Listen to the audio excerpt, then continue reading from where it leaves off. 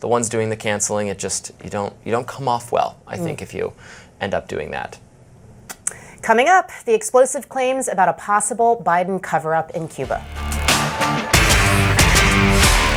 Was Havana syndrome a cover-up by the Biden administration? The neurological incident remains disputed, but investigative journalist Catherine Herridge reports that some government officials claim they are suffering from Havana syndrome, and they have been completely ignored. For context, in 2016, American and Canadian officials stationed in Havana, Cuba, reported hearing strange noises accompanied by inexplicable neurological symptoms like headaches, dizziness, and so on. Herridge recently sat down with retired counterintelligence officer Mike Betts, who says he suffered an attack in 1996 while on assignment. A decade later, his condition has deteriorated, and he was diagnosed with Parkinson's disease in 2006 when he was in his 40s.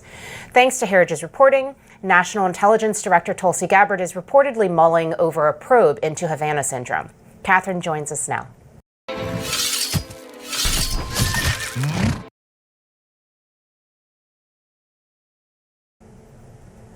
Thanks so much for being with us. Been such an admirer of your reporting on so many different subjects, looking into some of the Hunter Biden laptop information. It's really great to have you with us. This is a subject that we've heard from a lot of different perspectives on, even questioning how real it is. I myself have had some skepticism of it in the past, but you obtained and published some documents showing that the government itself, behind closed doors, was taking these concerns seriously and has to some extent validated them. Can you tell us more about that? Well, we spoke with one of the nation's top neuroscientists, and he confirmed to us that directed energy weapon attacks are real, that the reports of attacks against U.S. government personnel overseas are credible, as well as reports of attacks targeting U.S. personnel inside the United States. And he explained to us that these types of attacks have been going back decades, and there are three types of weapons. Two are sonic, and one is a microwave energy weapon. But the bottom line is that they have the same effect on the brain. What it does is it disrupts the networks within the brain, and that does two things. Number one, it makes it hard for the brain to compensate. And then number two, this disruption of the networks gets worse over time. And based on our reporting, it leads to brain cell atrophy and brain cell death. So if you get hit by one of these directed energy weapons, the attack is just the beginning of the damage. There's a cascading effect over time, and the outlook for these individuals is unfortunately very bleak.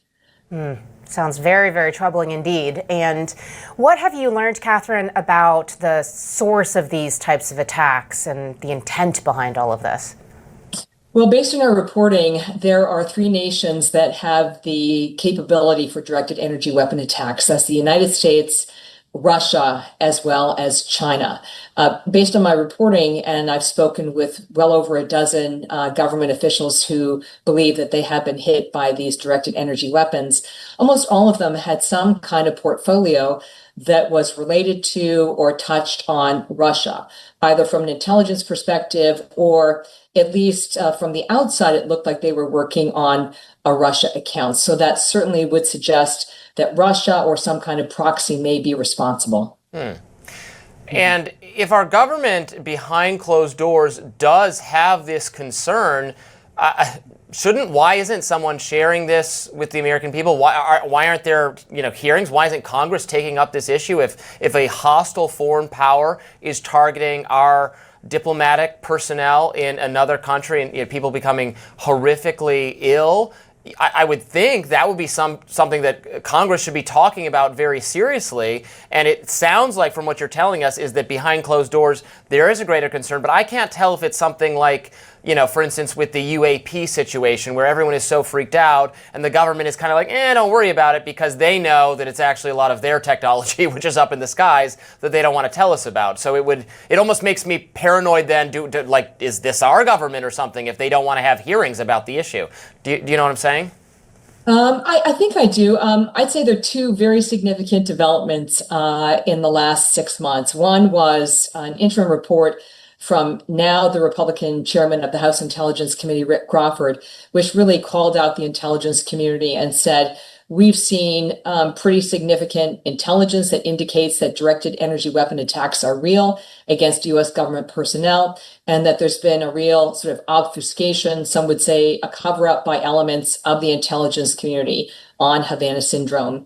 Number two, in response to our recent investigation on X, the Director of National Intelligence, Tulsi Gabbard, the top intelligence official in the United States, has committed to doing a new assessment into Havana syndrome. And I've been covering this story on and off for about 6 years, and I'm really sensing that there is a sea change within the U.S. government, that there may finally be a public acknowledgement that U.S. government personnel have been targeted overseas and domestically in the United States, and that it's been done willfully and with intent by a foreign adversary or one of their proxies.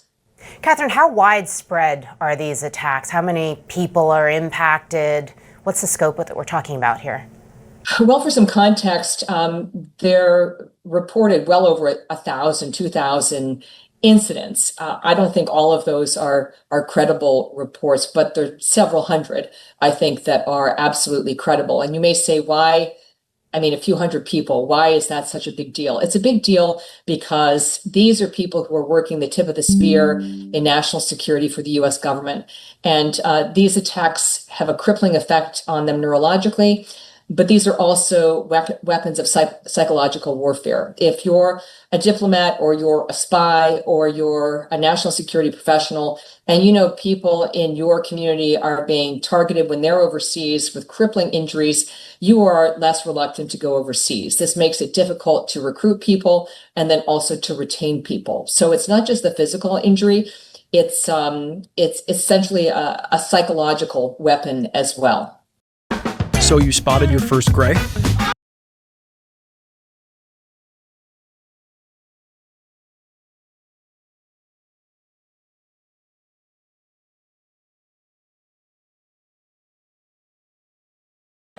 We pretty much take it in dishwashers and restaurants, couches. Has the government been exploring the possible, motivations of hostile foreign powers who might be deploying such technology? Obviously, we're not in a direct military conflict with Russia or China. Is it simply are they experimenting on some technology that they have? Is there some national security goal Russia or China or whoever it is might have to weaken our diplomatic corps or make people less likely to sign up to be U.S. diplomats? Is there thinking a lot of speculation about what the actual motivation might be beyond just they're nefarious and they're doing nefarious things? That seems almost too dumbing it down too much. What I would say is that these attacks may have been motivated by different intents. For example, there was a huge cluster of cases in 2016 at the U.S. Embassy in Havana, Cuba. Almost 24 people were affected. That was really a watershed moment. But the attacks had been going on previously for decades, but in much smaller numbers. What was the intent of that attack? One can make the argument the intent was to try and force the U.S. diplomatic presence out of Cuba, to shut down that out of Cuba, because it created so much fear among U.S. government personnel who were stationed there. Who would benefit from that? Well, Russia would benefit, China would benefit. So I think you have to see these as discrete events. They may have different motivations or different intentions. So where do we go from here? As you mentioned, there's a psychological impact, and the Director of National Intelligence is looking at a probe, but should the administration be considering different protocols? Should there be more communication about the potential threats? Where do you think we should be heading? Well, the U.S. government has not been monolithic in its view towards anomalous health incidents or Havana syndrome. The Department of Defense, to its credit, has been much more forward-leaning in the treatment of its personnel and also trying to find ways to mitigate this threat in the future. Directed energy weapons are what I would call classic gray zone warfare. It's in this sort of gray area between outright conflict and peace. So the Defense Department has been much more forward-leaning. What matters now is whether the Director of National Intelligence is going to call a spade and say, listen, the previous intelligence assessments on Havana syndrome were defective. We've released a new one. We think that some of these cases absolutely were the work of a foreign adversary and a novel weapon, and that we're going to take care of people. In our reporting, we showed how this counterintelligence officer, Mike Beck, had been hit in 1996. He's had this progressive brain injury at 63. He's now in assisted living because he can't live at home. His family can't care for him any longer. Yet he's been fighting every step of the way to be compensated and recognized by the US government. And it took our reporting for more than $25,000 in outstanding payments for his assisted living from workers' comp to finally be paid. That really shouldn't be necessary for these people. I can't go out and help every individual intelligence officer or military operative or spy to get what they're really owed by the government, for the government to really have their back, having made this ultimate sacrifice for our national security. Catherine Herridge, fantastic reporting. And again, I'm such a fan. So grateful to have you on the show to discuss. Thanks so much. We really appreciate it.